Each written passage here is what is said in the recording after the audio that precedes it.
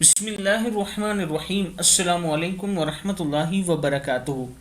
عابد راجہ channel کی طرف سے آج میں اپنے دوستوں کو ایک بہت ہی پیارا عمل بتاؤں گا۔ آپ دوستوں نے اس پر ضرور عمل کرنا ہے۔ جو شخص یہ چاہتا ہو کہ مرتے دم تک اس کے تمام اعضاء درست رہیں اور وہ تندرست رہے تو یہ آیت روزانہ 3 دفعہ پڑھ کر اپنے اوپر دم کرے۔ یہ ایک مجرب عمل ہے۔ آیت کیا ہے؟ بسم اللہ الرحمن الرحیم۔